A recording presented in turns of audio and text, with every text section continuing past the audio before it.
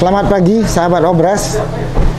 Saya sekarang berada di Rumah Sakit Ibu dan Anak Puribunda. Rumah sakit khusus ibu dan anak. Oke, pagi hari Minggu cerah, kebetulan tidak hujan. Kita akan masuk nanti ke dapurnya Puribunda. Oke. Tayangan yang lalu kita menyinggung tentang gizi ibu hamil. Nanti kita akan melihat dapurnya Puribunda, gimana sih mereka menyiapkan pola makan untuk pasien-pasien atau ibu-ibu yang sedang dirawat di Puribunda. Nanti kita ketemu dengan ahlinya. Oke, silakan ikuti saya.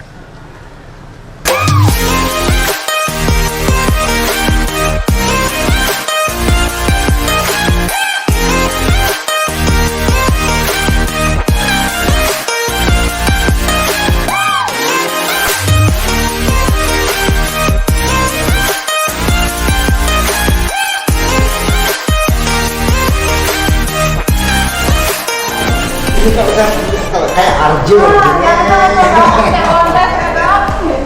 ini fungsinya apa sih? Kok ada gini? Mencegah biar malam nggak masuk, dokter. Jadi banyak proteksinya, banyak pelindungnya, dok. Berarti mbak-mbak di sini terlindungi semua. Silakan masuk, dok.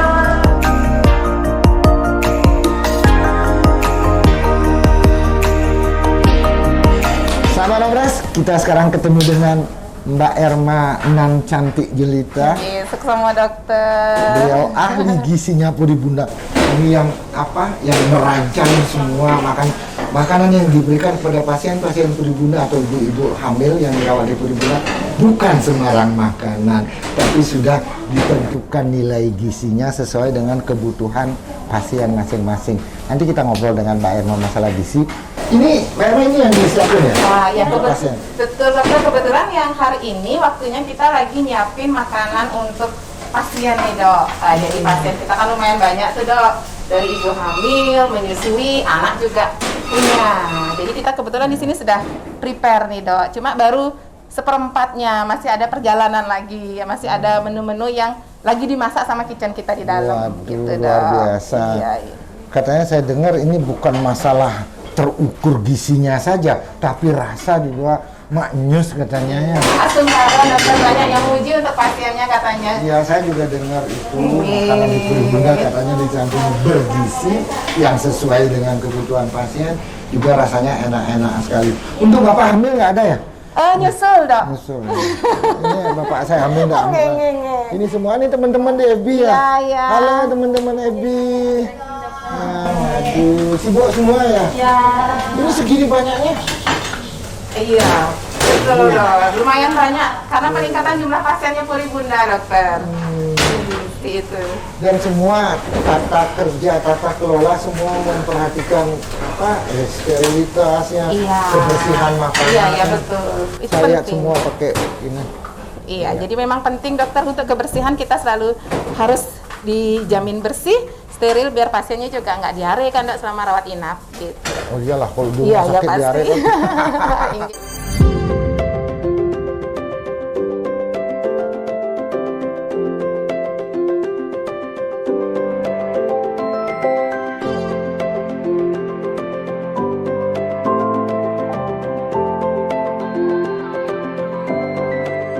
Saya udah lihat dapur ternyata betul-betul bersih, higienis ya.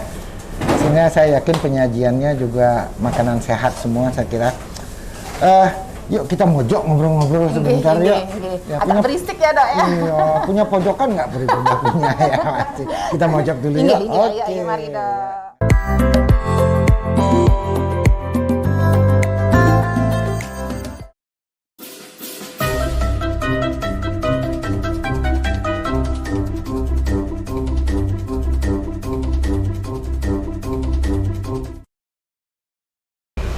Baik, Mbak Erma. Saya udah disiapin tepat. Bagus sekali ya logonya. Saya ingin nanya-nanya tentang karena kemarin di tayangan episode kita yang lalu pernah sedikit saya nyinggung masalah gizi tentang ibu hamil, tapi ini Mbak Erma pakarnya mungkin lebih paham.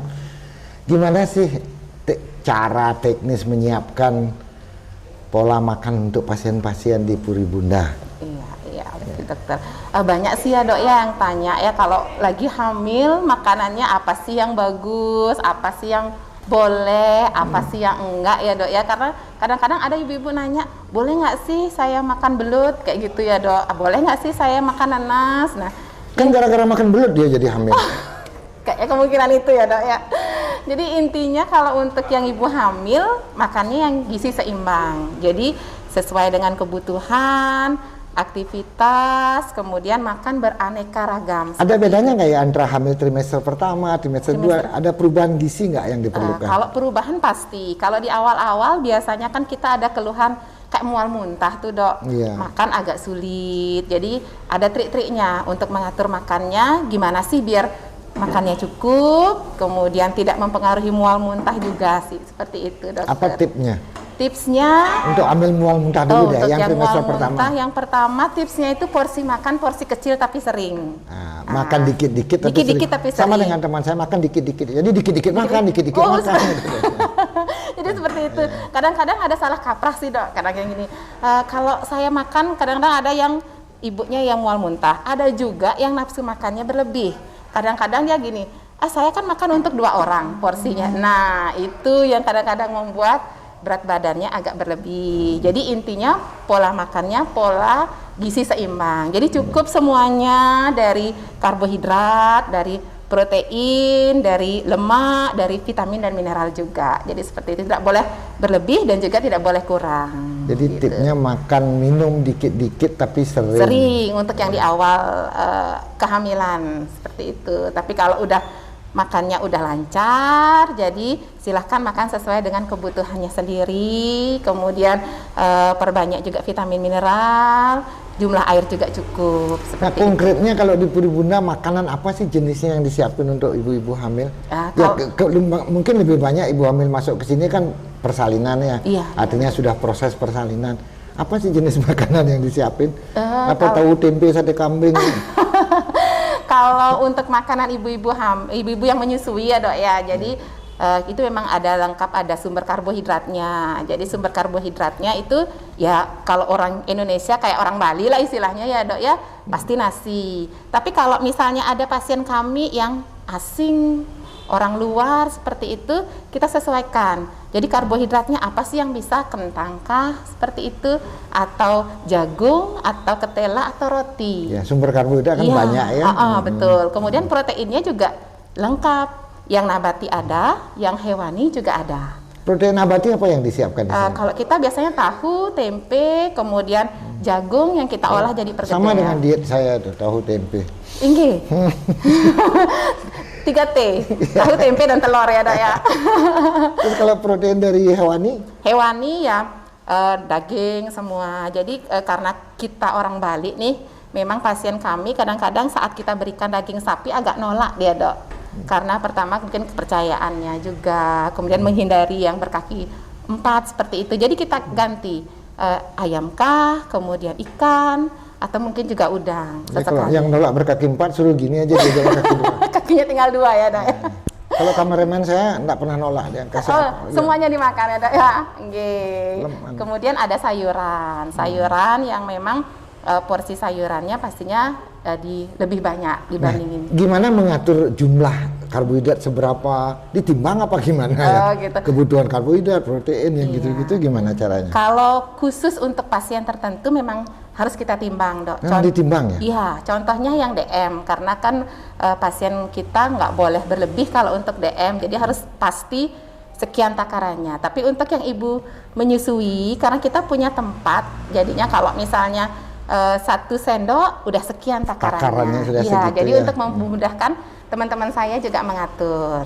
Kemudian kalau misalnya daging ayamnya 1 potong kah atau 2 potong, karena sudah kita ada catatan khususnya untuk pasien-pasien seperti yang biasalah hangat, cuma yang diet-diet khusus saja yang kita atur seperti itu dok. Nah itu sahabat Obras, apa ternyata menyiapkan makanan ini bisa ditimbang, kita tinggal makan aja ya, kadang-kadang nggak peduli ya, tapi lihat gimana para ahli gizi kita untuk menyiapkan. Jadi makanan yang dimakan di pasien-pasien di Puri Bunda itu semua sudah ditakar, bahkan ditimbang dan lain sebagainya, sehingga ketepatan gizi kalorinya semua tepat. sesuai dengan kebutuhan pasien itu.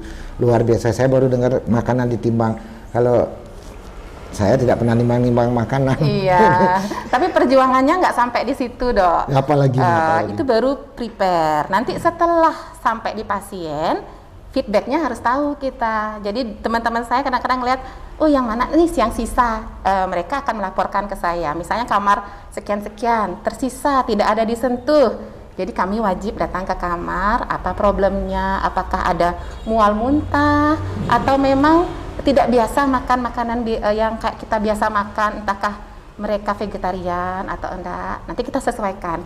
Makanan selanjutnya harus berubah, jadi harus tidak boleh tersisa seperti yang tadinya. Luar biasa, sampai dikepoin kayak gitu. Iya, karena kita juga ada catatannya juga, dokter. Berapa habis satu pasien, berapa artinya apa keluhannya, terutama sih yang harus warning anak-anak, Dok. Karena anak-anak kan harus rawat inap, kemudian makannya juga harus bagus, obat juga harus bagus, seperti itu, biar nggak turun berat badannya saat pulang. Ini luar biasa sekali, Mbak. Saya melihat di sini ada, di balik ini ada sebuah tanggung jawab, integritas sebagai seorang pakar ya, memonitor atau ngepuin kayak sampai seperti gitu. Luar biasa. Kalau ada sisa dievaluasi, kenapa kok sisa. Dan teman saya tidak pernah menyisakan makanan, masalahnya. Gitu? Saya harapkan pasiennya gitu semua, Dok. Pisang goreng satu gini pagi-pagi amblas semua, tidak bersisa. Jadi jarang saya mendengar ada sisa makanan kalau saya makan sama teman saya. Temannya dokter. Luar biasa sekali. Misalnya kalau ada yang tidak habis, di follow up sama ke pasien. Iya, betul, dokter. Ada nggak keluhan pasien tentang makanan-makanan di Puri Bunda? Kalau untuk keluhan makanan sih enggak, Dok. Jadi yang saya dengar sih memang saya lihat di medsos apa semua muji sih. Iya. Kalau untuk rasa mereka tidak ada keluhan, hanya keluhan dengan nafsu makan, Dok. Kalau keluhan misalnya nyeri perut, pasti makannya agak sulit ya, Dok ya. Mereka akan menyisakan, jadi kita akan tanya ulang ke personal masing-masing pasien. Kira-kira makannya apa yang bisa, entahkah dalam bentuk susu atau dalam bentuk makanan cair gitu, Dok. Jadi kita buatkan. Kalau makanan untuk pasien tuh, ya kalau kita belanja kan kita milih menu. Kalau pasien tidak ada menu kan, sudah semua memang sudah dipatok harus gizinya seperti itu. Iya. Mereka nggak punya pilihan menu ya? Kalau itu untuk hanya pasien khusus ada, dokter. Kalau boleh memilih ya? Boleh. Jadi kalau untuk pasiennya yang nafsu makannya normal tuh, Dok. Jadi kita berikan yang rollingan yang biasa. Tapi ada catatan khusus buat pasien-pasien yang seperti saya sampaikan asing misalnya atau bule. Kemudian pasien vegetarian. Jadi kita ada list-list daftar menu yang boleh mereka pilih yang mana, seperti itu. Karena nggak mungkin kan kalau bule biasanya makannya kentang goreng atau mashed potato, kita sajikan nasi, otomatis dia nggak akan bisa menikmati, Dok. Kita kasih sajikan soto atau opor, pasti makanannya akan sisa. Jadi kita tawarkan, entahkah breakfastnya mau sandwich kah, atau mungkin mau jenis yang lain, atau kentang goreng contohnya, seperti itu. Luar biasa ya. Saya lihat berarti perhatian tim FB Puri Bunda nih, dapurnya dengan komando ahli gizi ini semua sudah terprogram teratur baik sekali. Kalau dari dokter pernah nggak ada yang minta makanan khusus untuk pasiennya? Misalnya ada perawatan, katakanlah misalnya pasien preeklamsia gitu, misalnya hipertensi pada kehamilan. Ini situasi yang saya tahu lumayan gawat sih. Ada nggak permintaan khusus makanan untuk itu? Ada, dokter. Jadi tim ahli gizi ruangan kami itu diinformasikan oleh perawat kalau diet yang seperti itu rendah garam kan, Dok. Jadi ada note khususnya. Misalnya kamar sekian RG. Jadi kita berikan catatan ke belakang, ke kitchen, ke bagian pengolahan, buatkan menu yang rendah garam. Jadi rendah garam itu bukan berarti tidak ada garamnya ya, Dok ya. Jadi rendah garam. Jadi kalau rendah diri berarti bukan tidak ada dirinya kan gitu. Betul. Jadi kita buatkan khusus sendiri dia. Karena kalau yang menu yang lain kan sudah ada tambahan garamnya, kemudian udah ada kecap-kecapannya. Jadi untuk yang seperti itu kita sisihkan, kita buatkan paling belakang. Seperti itu, Dokter. Sahabat Obras, tahu nggak? Tadi kita sudah membahas masalah gizi. Jadi makanan yang disajikan ke pasien itu sebenarnya sudah sangat-sangat terukur dari gizi. dari kebutuhan-kebutuhan gizi dari pasien yang bersangkutan. Tapi yang namanya makan masa cukup dengan gizi saja, rasa juga sangat diperhitungkan oleh tim FB dari Puri Bunda. Saya mendengar, termasuk pasien-pasien saya banyak yang sudah selesai perawatan dari Puri Bunda, ternyata dari rumah mereka mesen, boleh nggak saya mesen makanan di Puri Bunda? Saya tidak tahu, yuk kita tanya kepada Mbak Erma sekarang. Oke, Mbak Erma, Ya. ada beberapa pasien saya yang waktu habis melahirkan kan kontrol, pada saat kontrol sebenarnya, dok saya senang sekali sama apa ya, ayam goreng menteganya atau sayur bawang putihnya banyak, atau fuyung ayamnya, nasi gorengnya juga banyak diomongin. Boleh nggak saya mesen dari rumah? Boleh nggak, walaupun saya sudah tidak pasien di Puri Bunda lagi? Gimana nih dapurnya Puri Bunda, melayani nggak? Ya paling enggak mantan pasien kita lah gitu loh. Iya. Ternyata kita juga melayani penunggu pasien juga loh, Dok. Oh, penunggu pasien iya, juga. betul.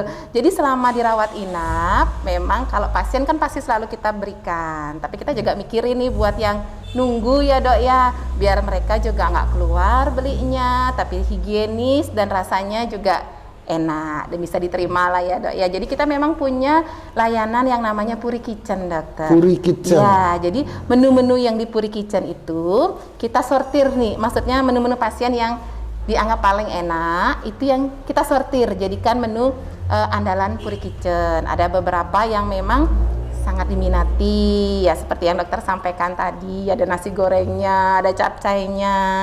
Bahkan saat mereka tidak dirawat inap pun kadang-kadang mereka sering telepon dokter, telepon ke Puri Bunda, jadi disambungkan oleh FO-nya juga, mau pesen nanti digojein seperti itu. Oh, jadi melayani pemesanan luar iya, juga betul. Baik dengan Gojek atau datang langsung. Bisa, iya. Kadang-kadang kalau mereka nggak mau Gojek ya mereka sambil kontrol saat nunggu si kecilnya atau nunggu istrinya, mereka makan di kafetaria seperti itu. Satu, kita juga punya banyak pasien karena Puri Bunda kan ibu dan anak, jadi anak, bayi-bayi itu ada pelayanan juga untuk makanan anak-anak ya. Iya, ada dokter. Dengan tetap pertimbangan gizi ya, higienenya dan sanitasinya itu sudah Iya. menjadi bahan pertimbangan ya. Iya, betul Dok. Karena kita kan nggak mau sembarangan jual ya, Dok ya, karena kita membawa brandnya Puri Bunda tuh, Dok. Betul. Makanannya tetap enak tapi higienisnya terjamin seperti itu. Luar biasa sekali karena sesuai dengan tagline Puri Bunda yang merawat kehidupan. Betul. Jadi merawat kehidupan semua satu keluarga kita rawat di sini. Itu luar biasa sekali. Berarti boleh pasien atau orang luar siapapun memesan di Puri Kitchen ya, Puri Bunda ya. Boleh Puri dokter. Kitchen Jadi ya. kita open nih semua. Karena memang dari mulut ke mulut, Dok. Jadi ya kalau lah, nggak mungkin dari mulut ke pantat ya. betul dokter. Jadi dari mulut ke mulut mereka udah dengar, makanannya nih enak. Jadi mereka langsung pesan sendiri. Kalau enggak, karena di sini udah biasa. Kadang-kadang ada yang via WA mau pesan dong untuk keluarga, mungkin untuk arisan. Kadang-kadang dokter, misalnya untuk 10 porsi kita siapkan dulu, mau diambil jam berapa biar nggak dingin, kita siapkan nanti kita taruh di pos security. Oh, luar biasa sekali. Ada pemasarannya nggak keluar, tekniknya gimana? Kalau untuk saat ini masih kita skupnya Genjaran masih di dalam aja. ya, nanti untuk kedepannya masih dipikirkan kembali dokter seperti itu. Ya kalau memang berani bersaing ya berani. Ya soal rasa saya tahu karena saya juga sering makan di sini, memang enak. Ayam goreng mentega itu pilihan saya luar biasa. Tapi jangan diberitahu Gung Edi, yang namanya Gung Edi jangan diberitahu. Nggak boleh diberitahu.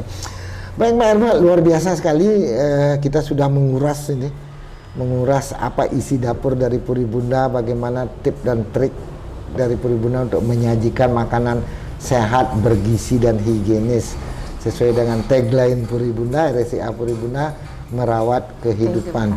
Luar biasa sekali. Mudah-mudahan nanti ke depannya bisa terjadi. Bentar dulu, pernah nggak ada masalah dengan penyajian makanan? Ini pertanyaan terakhir, saya lupa. Penyajian Pernah nggak ada masalah? Pernah dokter. Penyajian kenapa menunya sedikit? Harusnya dibanyain. Artinya porsinya katanya kurang, Dok. Karena saking enaknya minta ditambah. Permasalahannya gitu, Dok. Masalahnya kurang banyak artinya. Iya, jadi penyajiannya kurang banyak. Aduh, ya syukurlah kalau hanya permasalahan. Tapi yang lain tidak ada masalah komplain yang gitu-gitu tidak pernah. Ya? Kalau untuk saat ini komplainnya masih ya masih di batas wajar ya dok ya. Jadi kalau untuk yang komplain yang terlalu keras banget itu enggak. Cuma itu aja komplain yang paling agak nyesek di dada dok. Penyajiannya yang kurang banyak seperti itu. Ini sudah sesuai dengan takarannya ibu. Ibu tidak boleh makan lebih dari ini. Baik Mbak Irma, luar biasa sekali. Mudah-mudahan nanti kedepannya ya Rumah Sakit Puri Bunda secara umum dengan penyajian dari kitchennya Puri Bunda, dapurnya Puri Bunda bisa lebih membuat pasien merasakan bagaimana nikmatnya masakan-masakan di resep Puri Bunda dengan tetap memperhitungkan gizi dan higiene daripada makanan-makanan yang ada. Luar biasa sekali Mbak Irma. Terima kasih banyak Mbak Irma. Sama juga nanti dokter. mudah-mudahan di lain waktu kita bisa ketemu lagi. Ya. Baik Mbak Irma, kita titipkan salam terakhir untuk pemirsa Obras, yaitu dokter. salam reproduksi sehat.